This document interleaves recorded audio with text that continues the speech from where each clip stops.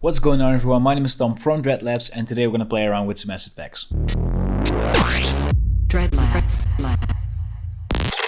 So I want to highlight Negentropy Designs in this video. He's a French designer who makes a lot of asset packs for the Dreadlabs web store, and all of his packs are mainly inspired by the very like Y2K aesthetic, super digital looking, so it comes with a lot of glitching. It's very much inspired by anti-grav racing games such as Wipeout. Yeah, he makes a lot of very cool textures and packages, and I never really got around to using them. So instead of just making something, and put it on Instagram for you guys, I just wanted to record a video creating this so you guys can see the actual possibilities of this package a little bit. So before we start off, I just want to talk a little bit about why you would use an asset package instead of making something yourself. And basically what an asset package sells, for designers at least, in my opinion, is time. You might be wondering, time, he's basically selling PNGs or vector files or fonts or whatever. For example, anyone could scan in like a paper texture, of course. But the thing is, when you buy a paper texture pack, you basically save yourself some time, getting some paper from the store, scanning it in, editing it in Photoshop. Basically, all of that has been done for you. So in theory, someone that makes asset packages is basically the same as a designer, Like your client could obviously start learning Illustrator and make a logo for themselves or an artwork, but they want to save time, so they hire someone else to do it. And basically, as a designer, you might hire some asset pack maker or, buy an asset pack for that to save yourself some time. That's the way I look at it, at least. Anyways, just want to clear the air about that. And, generally it's been fun because you can work with someone else's inspiration a lot, which also always gives me a lot of inspiration. But yeah, with all of that being said, let's dive into this video and let's see what we have today. All right, so if you want to get to these packages, you want to get them yourself, all you have to do is go to dreadlabs.net, go to the shop, and click on graphic design, and you'll see a whole bunch of different asset packages there. But if you go to filter, you can see that there's a made by filter, and we just have to click on Negentropy Designs. And basically we end up with a filter with 4 different packages here. So we have the futuristic headers pack, the MetroJuice display font, layers from the wired, and the N1 Norlisk flat textures. So let me just go over these real quick before we start out with them. The first one, MetroJuice, is basically a display typeface. As you can see, it's very cryptic and digitally looking, so it fits in very well with the Y2K aesthetic. I really like to use this font from time to time to just make like really big blocky titles and use it more as an element or as a cryptic text than, something like super legible. It's been really fun working with that. I actually used this package already a couple of times. And yeah, I don't know, 15 euros for one font is very cheap in my opinion. So yeah, let's move on to the futuristic headers pack. This package contains a lot of these like anti-gravity racing headers. I think in the last slide you see a little bit of application here. If you ever played like a game like Wipeout or what I used to play on my GameCube a lot was F-Zero GX. It's also like an anti-grav racing game, and this package fits in very well with that aesthetic. That futuristic racing vibe, and I really, really like that. And also, you can combine it with your Y2K aesthetic at least. Anyways, this package comes with 30 headers. They come in the vector format and in PNG format if you don't use Illustrator. So yeah, very useful. Then we also have the layers from the wired pack, and this is more of a separate layers, not necessarily textures, but digital looking layers that you can put in the background, as you can see here. So this is basically what the very juicy parts of this pack mean to me. I'll just highlight a couple of them when we're working later, but for now, all you should know is that this pack comes with a lot of different cool PNG layers, a couple of textures, and even a retro display action for Photoshop. And finally, we have the N1 Norlisk flat textures. And basically what this package is all about is super analog, rough, grungy textures. There are a couple of glitchy ones in there, a couple of grungy ones. They're inspired by a lot of I think war-inspired games, like Stalker, Metro Last Night, and shows like Chernobyl. Never really watched those myself, but I am a huge fan of the aesthetic. This really brings me back to the old Photoshop days. I think when I was about 12 or something, when using these kinds of textures were also very cool. Back then we used them on internet forums a lot. Anyways, yeah, let's see if we can make something cool with this.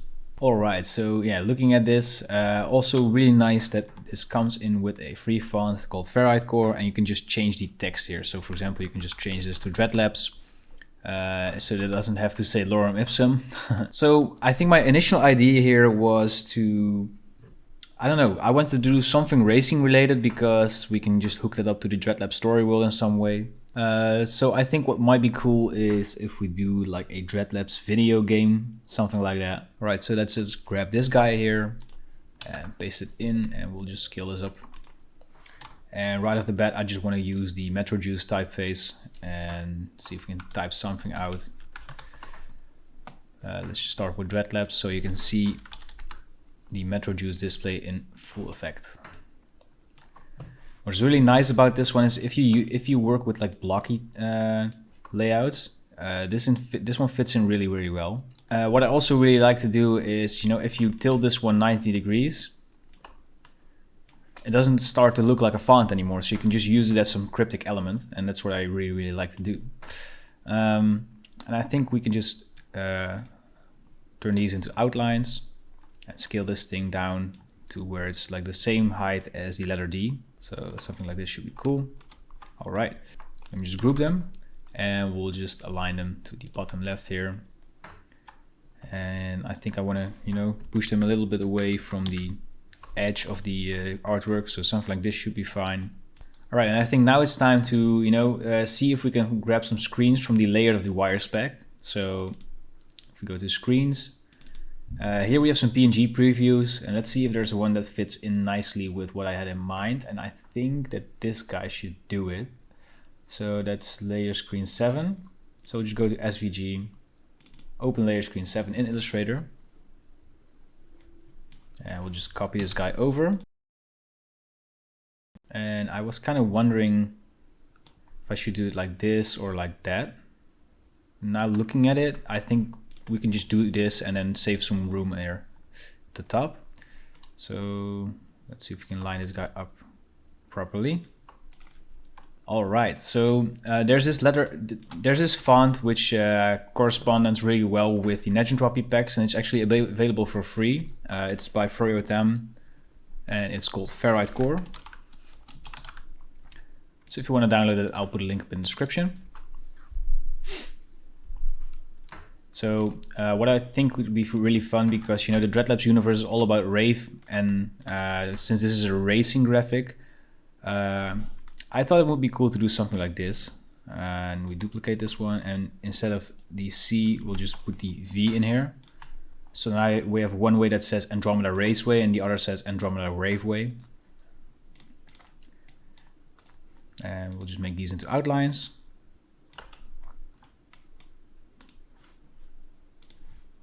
And put it like that. And we have another block, and I think if we just ungroup these guys, put these together a little bit better. And I'm just going to measure the distance between all of these guys here. So I'm just going to grab this square, and I'm just going to make that square red and just cut it away. And if we paste it back in here, we can just use it as a measurement to bring these guys in here, like that. And we're going to do the same for the line height of these letters. So just select all of the bottom ones here and align them like that.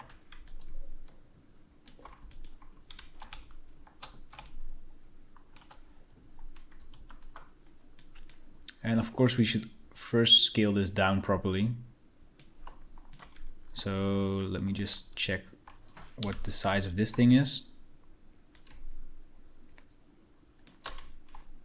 We'll make that green, and we'll put those in all of the corners of our artboard.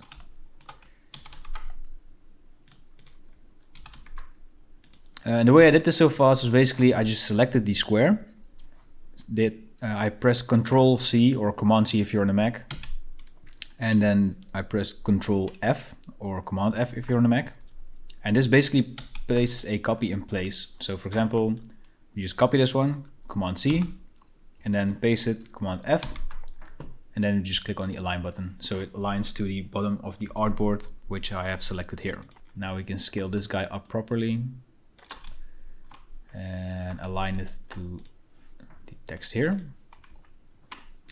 And now we can use this as a measurement of moving the bottom text away a little bit.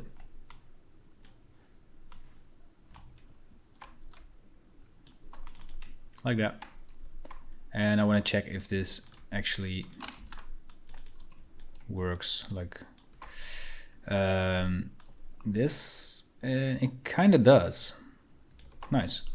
So as you can see here, the text almost like aligns perfectly, but I want to just see if we can rotate this one 180 degrees. So now it looks like a little bit of code, which I really like. In here, I don't really like how little breathing room this has. So what I'm going to do is I'm just going to grab this little square here, paste it in, and have it move away a little bit. I'm not sure why this is aligning like that, but it's fine, I guess. You know? All right. So as you can see, just only by using the Negentropy pack for about like 10 minutes, maybe, we already have like a very solid base for our artwork. So something that I would like to do is see if we can align this part also to here. And that should be pretty easy to do. So what I can do is I just go to the direct selection tool, select all the vector shapes in here. So note that I now have these guys selected, but not these guys, which basically just makes me be able to extend this out a little bit more, you know? So we have some solid base at the bottom. We don't have to use any other like elements for that. And now looking at it, I think we have a very solid base to bring into Photoshop. I'm just gonna go and delete all of these colored squares because we don't need them. They were just to use as a guide. And I just want to still check if it looks better if we do it like this, maybe. I actually might prefer it this way. So one thing I would like to do is actually make this shape into a base. So I want to cut out the base shape of this one. So I just made a square to cover the whole artboard, and I just selected the actual screen and the big square. And in my layer menu, you can see that the screen is behind the big like square. So I'm going to go to Pathfinder here and click on minus back. And if we just recolor this, you can see that we can now use this one as a screen. All right, so what I'm going to do is copy this guy, paste it into Photoshop as a smart object, and making it invisible. Now I'm going to group all of the rest of the content, also pasting it in as a smart object, and checking out real quick if it lines up correctly. And I think it does right now. There's only one way to find out. I'm just going to go make a guide real quick out of the shapes that we already put in. And as you can see, we also have to move this guy down a little bit. And now I think we should be fine. All right. So what I want to do is create some like depth in the background here. So I want to start out with a gradient. And let's see if we have some nice standard blue ones. I like this one, I guess. I just want to make it radial first. Right, so if we go to the shape here, I want to give this some glass texture. So I'm going to go to Bevel and Emboss. If you want to learn more about glass textures, by the way, I have a video about that on my channel. And I'm going to size it up a little bit. Lower the depth just a little bit like this, I guess, to 282%. And now we just remove the fill. And as you can see, we now have that like glass texture around our artwork. One thing I would like to do actually is if we double click into our smart object, we should be brought back to Illustrator. And I basically want to select the whole thing. All right, so now by holding shift, I want to deselect all of the outer points here. So just these four. And then I just click S on my keyboard to bring up the scale tool and scale it down just a little bit.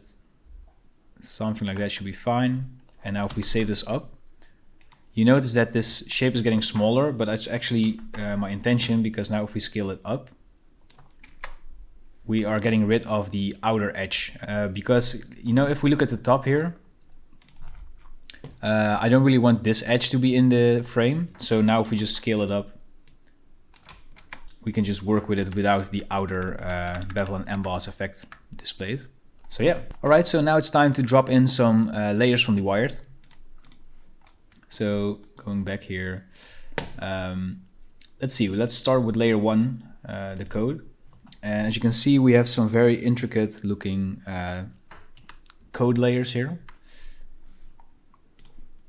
And then under these secret files, we have some more like interface based digital parts. And under the void, it starts to like blend in and distort a little bit more. And I think I want to use one of these. I think the one with the globe should be fine. So we'll just drag and drop this in. And we want to blend it in with our gradient fill. So I'm just going to go and click on screen and lower the opacity to like, I don't know, 20%. And yeah, that should be fine, I guess. Right, so the next thing I want to do is select our selection of the screen here. So I'm going to hold Control on my keyboard and click on the thumbnail of our shape here. And in the layer menu, I'm going to select the void layer, go to Filter, Blur, Gaussian Blur. And I'm going to enter in a 25 blur, 15. And as you can see, we now have a masked Gaussian blur, just to make it a little bit more blurry around the edges, so you can see that it's actually like frosted glass or something like that. By holding Alt or Option on our keyboard, we can just drag this like smart icon over to the gradient fill. If we just made it in a smart object first, so now we should be able to blur this out as well. As you can see, we now have the same Gaussian blur on our layer. All right. Then there's one more thing I want to do, and that's adding some noise. So I'm going to go to Filter, Noise, Add Noise. Let's see what happens if we put 20 in. Oh wait, we are selecting something that doesn't have a fill. So I'm just going to duplicate this guy, delete the bevel and emboss, the Filter, Noise, Add Noise. And let's do 15% or something like that. And if we zoom in, you can kind of see it here. So I'm just wondering what it looks like if we put this to screen. Yeah, it looks fine with me. All right, so now we can just make this thing visible again. And I kind of want to give this like some orange glow, I guess. And we'll probably have to see what it looks like. Let's just group the background in first. All right, so let's just see what happens if we blur this guy out a little bit. I'm just gonna go and delete the invert filter because we don't really need that. I'm gonna recolor it anyway. So we're gonna go to Filter, Blur, Gaussian Blur, and we'll just blur this, I don't know, 3 pixels. Let's try 5. I'm also going to make a white background, and we're gonna group this, and now we are going to add some gradient map into this, and we'll just clip it. And let's see under oranges, what do we have?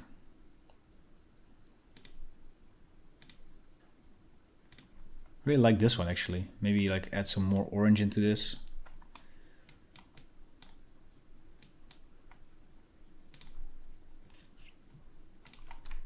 All right, let's just group it up. And let's see if we can do something cool with the blend modes here. I just like to experiment with these guys.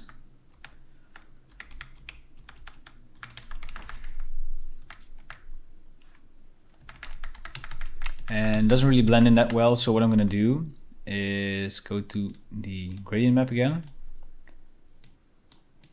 and make the last parts like black, like hard black. And as you can see, it starts to bleed out a little bit, so maybe we lower the Gaussian blur ever so slightly to like 4 pixels. But this way, when we double click on the text content, we can remove the darkest parts of the layer like this, have it blend in properly. I do, however, really like the pink color here, so I'm just going to go copy that, and then we're going to go to gradients and copy and paste in this color here. Let's see what we can do here.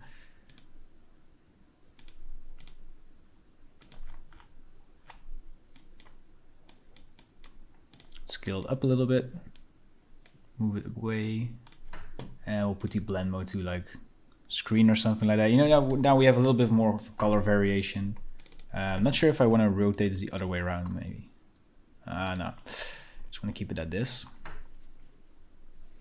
All right, so the next part I actually want to do is see if we can duplicate this layer one more time, delete all the noise and, you know, everything. Put this blend mode to normal. So basically what's happening now is we have just a normal layer here, and I'm going to add some drop shadow to that. Remove the distance, scale it up a little bit, and remove the fill. And as you can see, we now have like a proper drop shadow around it, so there's a little bit more depth in our composition. All right, so the next thing I want to do is see if we can make some like detailed part of the middle ground here. So what I'm actually going to do is select this guy again, and then I'm just going to make a new group and just mask that into the group. So everything that we draw in here now is only visible on this glass part, and I actually want it the other way around, so we can just select our mask here and press Ctrl or Command I to rotate it back in. And now everything we put into this group is basically only visible in like behind the layer. I just want to see, okay, so in the N1 Norlisk texture we have some like, I don't know, what is this? Looks like hair, or it looks a little bit organic. Oh, it's actually foil. Cool. Just gonna paste that in, and let's see what else do we have. Let's just give a preview. Looks like some scan lines, some grunge, burnt paper. Some really cool grungy patterns here.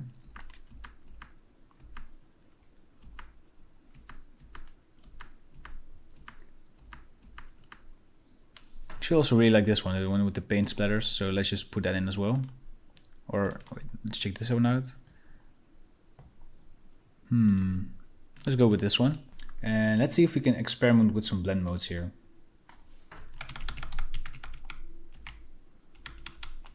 Usually like the difference ones do quite well. I like the difference one actually. I'm just gonna go and make these guys into a smart object. And let's blur them out a little bit with a Gaussian blur. Maybe like 25 pixels or something like that. More like 15 again. All right. Okay, let's do one more gradient map. Let's actually duplicate the one that we already used, see if that works well. Maybe we do like a darker purple bluish color here. That. And actually this should be probably underneath all of this as well. All right, actually above this guy. All right, it looks pretty cool. Looks like some zoomed in microscopic, you know, germs or something evolving. I like it. All right, we are about 30 minutes in and we have some pretty cool, creative, interesting stuff here. I really like to experiment with this kind of stuff. There's one more thing that I would like to do, and if you can already see it in my screen here, it's the Negentropy retro display effect. It also comes with the layers from the Wired package. But before we do that, I want to put something in this group here again, I think, now looking back at it. So let's go to this layer here, and let me just grab my favorite one here. I just really like this guy. I'm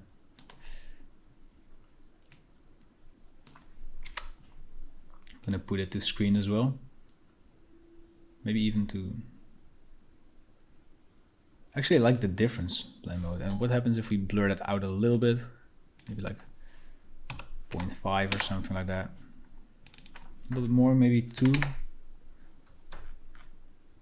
I really like this. All right. So I'm just going to group this into a smart object. All right. So yeah, this is what we end up with. Really happy with the end result. I think, you know, given the time, we probably could have added some more elements here at the bottom, here on the side, and here in the top. But again, this video was just to give you a little bit of a insight on what is possible with these kinds of asset packages. They're really fun to experiment with. And I'm definitely planning on doing another video where I just want to do a little bit more with the N1 Norlisk flat textures and see if we can get some super grimy, grungy stuff going on. I'm thinking like a punk flyer or something like that, you know. Let's see if we can do something like that in the future. Anyways, if you want to get the packages for this, they are available on dreadlabs.net, like I said in the beginning of the video. The link will be in the description. And before we end of the video, I just want to give a quick shout out to all of my patrons. Thanks to my patrons, I'm actually able to keep running this channel full time, give you guys more tutorials and more videos. And as a return, as a patron, you'll get access to all of the project files from all of my tutorials, a 15% discount in my asset web store, and an exclusive Discord role on the Dreadlabs Discord server. If you go one tier up, you'll also get access to the full episodes from me starting a clothing brand from scratch. So if that's something you're interested in, I would suggest go one tier up, because it also comes with a lot of cool perks, like the project files from my last Creatober and the project files from me starting a clothing brand series. So yeah, if you want to become a patron, there's a link in the description. Don't forget to like and subscribe if you haven't already. And with all of that being said, this was Tom from Dreadlabs tuning out. Thank you so much for watching. I'll see you guys in the next video.